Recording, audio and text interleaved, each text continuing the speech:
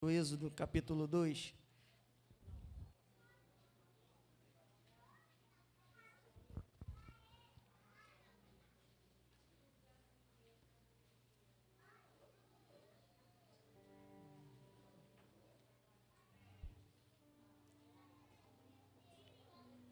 Livro do Êxodo,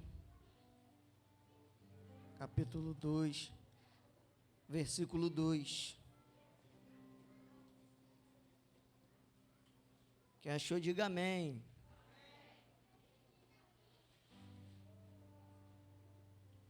E a mulher concebeu e deu à luz a um filho. E vendo que era formoso, escondeu por 3 meses. E a mulher concebeu e deu à luz a um filho. E vendo que era formoso, o escondeu por 3 meses. Tome seu assento.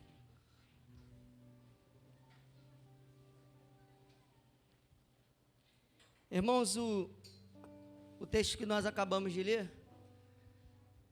vai citar uma mulher que teve um filho, e esse filho é conhecido por Moisés.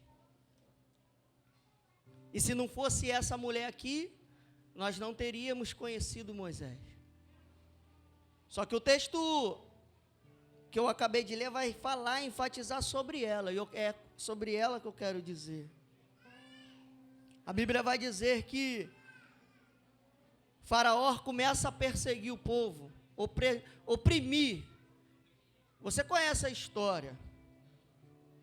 Vai dizer que se o filho nascesse menino, que era para matar. Se fosse menina, deixaria viver. Ele vai dar a primeira ordem, e a primeira ordem é: vai lá e acaba com todos os meninos que estão nascendo na terra dos hebreus. Consequentemente, os soldados de Faraó vai chegar até o destino aonde foi direcionado, e com certeza, ele vai conseguir destruir muitas famílias. Eles vão conseguir destruir muitos sonhos. A segunda ordem de Faraó é: por ele achar que não tinha matado todo mundo que ele queria ter matado, ele vai chamar 2 parteiras hebreias e vai dar uma ordem: agora vocês vão e entram na casa dessas pessoas, e na hora do parto, quando tiver saindo a criança e você ver que é um menino, você mata, e se for menina, você pode deixar viver. Só que o que me chama a atenção aqui é que ele vai chamar 2 parteiras hebreias, 2 pessoas que, consequentemente, as hebreias, quando tivesse vendo chegar, iria abrir a porta para poder essas pessoas entrar.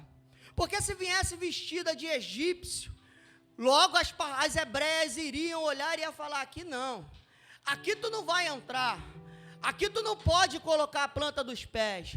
Por quê? Porque eu identifiquei que você veio do inimigo. Só que agora o inimigo vai colocar pessoas que parecem ser amigo. Para quê? Para entrar dentro de casa e destruir aquilo que Deus já tinha planejado. A estratégia do inimigo é chamar quem está disposto a fazer. E o que me chama a atenção aqui, pastor Luiz Fernando, é que é irmão, é gente do sangue, é gente parceiro, é gente que conhece a história do povo, está se aproximando fantasiado de hebreu, mas na verdade no sangue deve correr o sangue de egípcio. Só que o que me chama a atenção é que no texto o texto vai dizer que essas mulheres vão ter medo, e não vão fazer aquilo que o Faraó desejou que fizesse. Isso me chama a atenção, eu gosto, por quê? Porque elas vão entender que não deveria fazer, mas mesmo assim elas vão, mas não vão fazer. E quando elas voltam, o diagnóstico que elas vão dar para Faraó é: Faraó vai olhar, ele vai ver o povo crescendo, e vai chamar ela e vai perguntar, e vai fazer: o que aconteceu? E o diagnóstico é: não tem como matar. Por quê? Porque quando nós chegamos para executar o teu plano, elas já geraram. Por quê? Porque as mulheres hebreias são mais fortes do que as egípcias. As mulheres hebreias são mais fortes, rei, do que as mulheres que o Senhor está acostumado a lidar. É ela dando um recado já para o inimigo do povo. Você não está lidando com qualquer povo.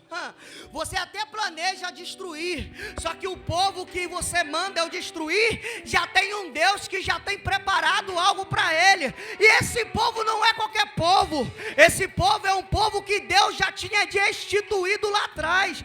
Talvez, rei, você não conhece a história deles. Talvez você não conhece a história dessas mulheres, mas elas têm uma descendência de lá de trás. Quando Deus chamou, falou que iria ser grande, quando colocasse a planta dos pés, abençoado seria. Eu estou falando para você que é inimigo do povo, rei, que o povo que o Senhor escolheu destruir não é qualquer povo, não é qualquer mulher que a gente consegue fazer. O diagnóstico dela é: não tem como destruir, porque quando a gente chega, por mais que elas se acham fracas demais, elas são fortes. E quando a gente menos imagina e planeja e arquiteta alguma coisa, aquilo que o Senhor já planejou para acontecer para eles, quando a gente chega, já nasceu. Só que o que me chama a atenção aqui no texto é: Joquebede consegue guardar essa criança aqui durante 3 meses, irmão. Durante 3 meses, a gente que é pai e você que é mãe sabe que esse é o período onde a criança chora, esse é o período onde é difícil lidar com algumas coisas, e para melhorar a situação para as crianças e para piorar a nossa situação, evangelista Bruno, nós temos que mudar o nosso hábito, evangelista Adriano, porque quem está acostumado a fazer alguma coisa não consegue mais. Por quê? Porque quando dá 3 horas da manhã, a criança chora, e quem está acostumado a dormir é obrigado a acordar para poder cuidar daquilo que foi colocado na mão. É Deus falando para alguém aqui: aquilo que foi depositado na tua mão não pode ser mais cuidado de qualquer jeito. Hábito que você tinha quando você decidiu gerar, você não pode mais ter. Por quê?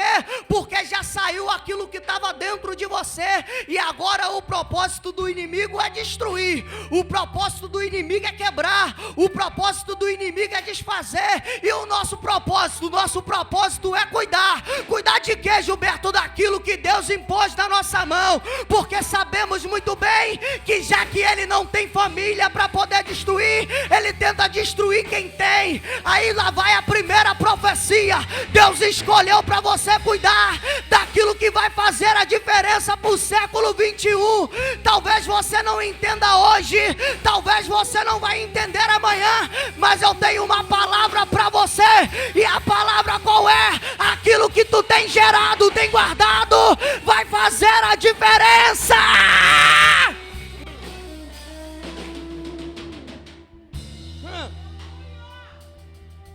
Ela muda o hábito.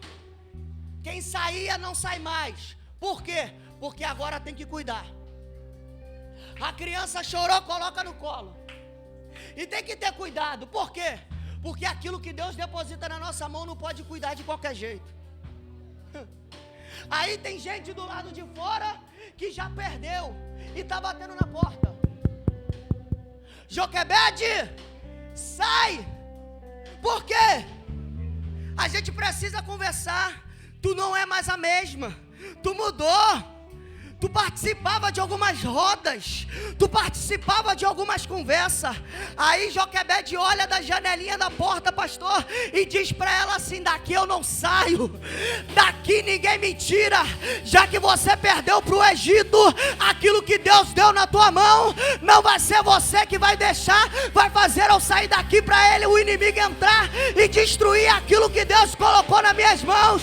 É Deus dizendo para alguém aqui: tem alguém te chamando para tu sair, tem alguém te chamando para tu conversar, mas aí nós falamos: Marcinho, aquilo que Deus colocou na nossa mão não pode ser cuidado de qualquer jeito. E lá vai, se você está cuidando de qualquer jeito, cuidado, porque o inimigo pode entrar, e quando ele entra, ele destrói, ele arrebenta, ele quebra. Mas eu estou pregando para uma igreja que ainda tem cuidado daquilo que Deus coloca na nossa mão. Eu estou pregando para DVT que crê que aquilo que foi colocado em nossas mãos é importante demais para o céu.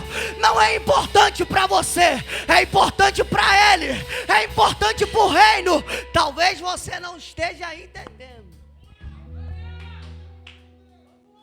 Por que tanta investida de Satanás? Porque o projeto é maior do que tu imagina. Quando tu olha, tu fala assim: é só um filho. Só que o texto me chama a atenção. Por quê? Porque o texto vai dizer que ela guarda porque ela vê formosura. O defeito da igreja, dos crentes do século 21 é: eu me interesso no que tem na mão dos outros e não consigo perceber a formosura daquilo que Deus colocou nas minhas mãos. E a questão de cuidar, a gente precisa mudar algumas coisas. A gente precisa ter umas outras formas. Então, já que eu não quero ter esse cuidado, eu prefiro imitar aquilo que já está pronto. Só que Deus te trouxe aqui nessa noite para dizer assim: tu não foi chamado para imitar, tu foi chamado para fazer a diferença. Tu não foi chamado para poder olhar para o teu vizinho e dizer: ele tem, eu também quero. Ele tem, eu também posso. Ele faz, eu também quero fazer. Se ele canta, eu também quero cantar. Não, pare com isso. O que Deus te deu é melhor do que o inimigo imaginou e que o que você também imagina. É por causa disso que ele tenta destruir, porque já que ele não tem, eu tento parar aquele que está. Se coloque sobre os seus pés, irmão.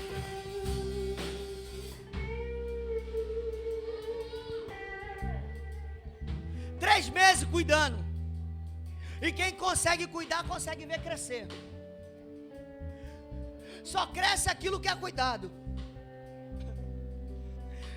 Tu entrou aqui nessa noite aqui com desejo de ver a tua família crescer, prosperar, evoluir? Então cuida dela.